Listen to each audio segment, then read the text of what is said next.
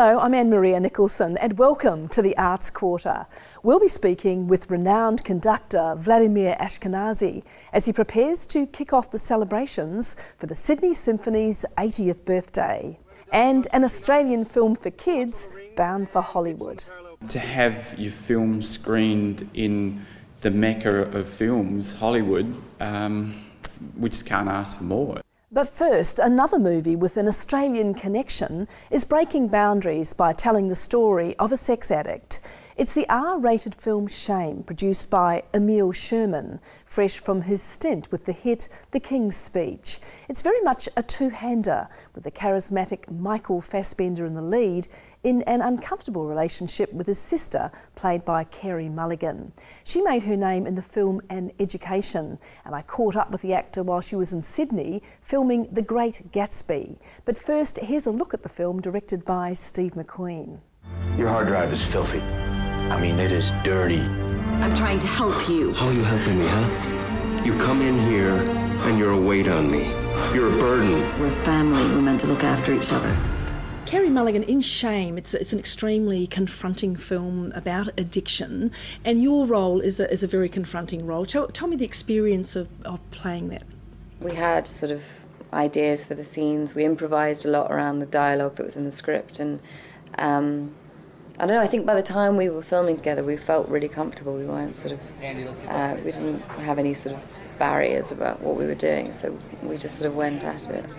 So was it difficult for you to perform naked in this film?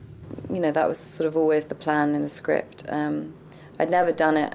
I did a play last year in New York where I was topless for a scene, and I'd been sort of mild things in films before, but nothing like this. And I knew from seeing Steve's work that it wasn't, you know, he's an artist and he shoots bodies for a purpose and never sort of gratuitously.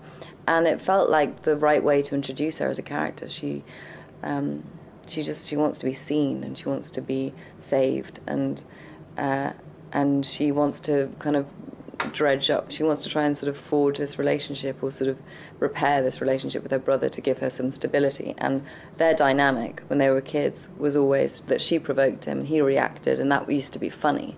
And then now they've reached this point and she's provoking him and he's reacting, but it's not funny and it kind of misfires. And the sort of their relationship is a sort of series of misfires, things not quite working how they used to, and that causing both of them a lot of pain. It was a very confronting role. How did you feel at the end of the day when it was all done? You know, it's impossible to be objective when you're in it, especially when you're naked or singing or doing anything ghastly. You know, so I find it hard to watch myself in anything, so this was especially difficult. I wanna be a part of it. New York, New York. You have a Marilyn Monroe moment here when you're singing. Do you do a lot of singing? No, it's not. But it was your voice? Yes, yeah. No, I don't. I do, like, really drunk karaoke, but I don't sing. It's so exposing, in a way more so than the nudity, so it was in the script, and when I met Steve, I was so desperate for the job that I just told him I could sing. I had to beg Steve to give me this job, literally, and, like, follow him into Soho in London. Stalking him? Yeah, I stalked him for like an hour and wouldn't let him go. And then, you know, it's the same with The Great Gatsby. I had 2 really extensive auditions for it. You've been here shooting Great Gatsby. What's that experience been like, working on that set? It's been great. It's, you know, it's the other end of the spectrum from Shame. You know, we're in these huge elaborate sets and massive crew, and you know, but essentially it's all the same thing. It's just scale. Shame has been released nationally, and The Great Gatsby should be on our screens in December. The Sydney Symphony is about to celebrate its 80th birthday, kicking off this milestone with Beethoven's beautiful Ninth Symphony, An Ode to Joy. Leading the orchestra is the internationally acclaimed Vladimir Ashkenazy. He's both the principal conductor and artistic advisor.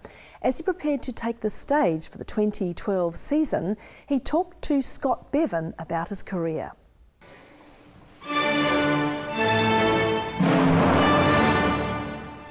Vladimir Ashkenazy, thanks so much for your time. Pleasure. When you're approaching a giant, such as Beethoven's Symphony No. 9, with just a baton in your hand, what do you think about? How do you prepare? Prepare all your life, I suppose. You know, when you first hear it, you think, what is that? An incredible piece. And when I began to conduct, I didn't know if I would conduct that one or not. Then it came up, of course, I had to do it. First time wasn't that hot, but got used to it. Why did you make the transition, or at least broaden your role from being a pianist to also being a conductor? First time I heard symphony orchestra in a concert, I was absolutely floored for the rest of my life. That was it. I never, ever even thought for a second that I would conduct. It wasn't important at all. Did you dream about it when you were sitting in the audience? No, absolutely not. I just was a part of it, enjoyed it, and when somebody suggested, maybe you like it so much, or maybe you should conduct it, I said, what for? I'm enjoying it as it is, why should I conduct? And I became a very successful pianist, you know. And then when I moved to London, I must tell you that my wife's father was a conductor, Icelandic. And one day he said, you love orchestral music so much. I said, yes, of course. But why don't you conduct? I said, I don't know how to conduct, and I don't care about it. Well, I teach you, he said. What was your father-in-law like as a teacher? He was very good, but I was a bad pupil. I didn't know what it is, downbeat, upbeat, whatever. I couldn't understand it. He should have explained it to me like ABC, but he thought I would understand, but I didn't. He did. When I began to conduct, it was so scary because I didn't know what to do.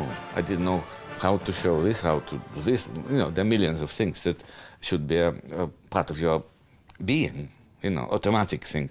I didn't know how to do it, so I had to learn the most difficult way, you see.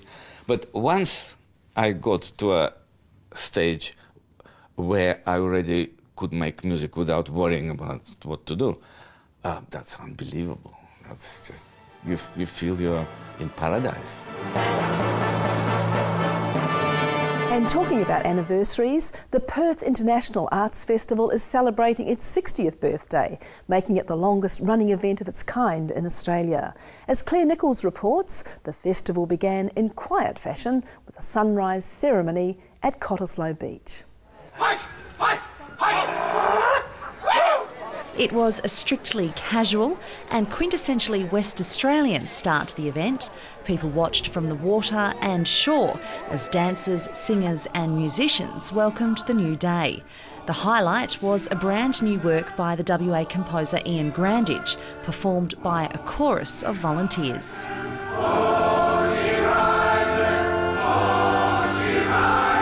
Went really well. The choir were on song. Everybody who was performing did a wonderful job. Even the doves performed on time. One of the more unusual exhibits on display this year is this giant red ball, which is set to sneak into 15 different locations all over Perth and the Great Southern. In the city centre, a team of angels are preparing to soar over Perth in another spectacular show. And after the success of the Dawn celebration, there's already an encore planned. The beach ceremony will be repeated on the Albany foreshore as the sun sets on the first full day of the festival. Well, we're approaching the Archibald season again. The main game starts next month at the Art Gallery of New South Wales with the country's most talked about prize for portraiture of well-known Australians. But jumping in ahead is the Bald Archie Award. The Satirical Art Prize captures the movers, shakers and moments that made headlines. But as Siobhan Heaney reports, not always in a flattering light. It's the art event where nothing is sacred. From those in power to those looking for it, from corporate moguls to media kings. Those who made headlines and those who chase them. Those who earn them and those who earn a living from them. They're all hung cheek by jowl. No punches are pulled here. The artists have all paid their dues to the Aussie traditions of satire, larrikinism and good old-fashioned tall poppy syndrome. I think people from overseas would be possibly a bit shocked by our irreverence. Some pieces are certainly designed to shock, like a bolt from the blue or two. Is it a portrait, or is it a recording of an event, or is it somebody in a landscape that may have some reference to a political or a social scandal? No matter your artistic inclinations or your political persuasions, there's something to get your teeth into.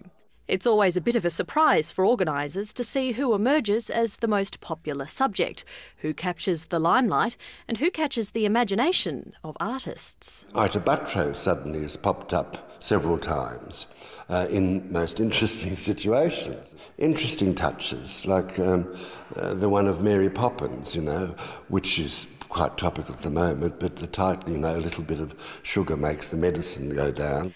It's always a smash hit with the punters, if not with its subjects, who may not see the humour. But then they don't tend to turn up for opening night. Funny, that. And finally, a South Australian children's film has been selected for screening at a prestigious international festival.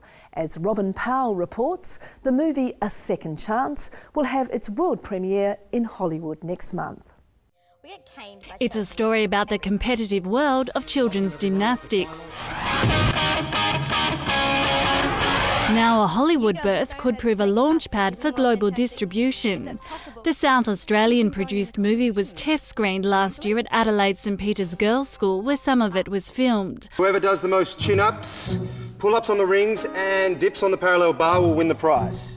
After audience feedback, it was tweaked for the international market. Now it's been chosen as one of 14 dramas to play at the International Family Film Festival in Hollywood. To have your film screened in the mecca of films, Hollywood, we just can't ask for more. The producers hope it'll catch the eye of international distributors. I think last year all 14 films picked up distribution through filming through this festival, so it's actually made us quite excited. And its makers have high hopes for its worldwide appeal. We never expected it to do as well in Australia as it will do overseas, because the gymnastics community is only about 100,000 people here. We're looking at somewhere like America or China, where there's over 5 million. A Second Chance will be shown at the Hollywood Festival next month. And that's all for now. See you again soon on the Arts Quarter for more news on arts and entertainment.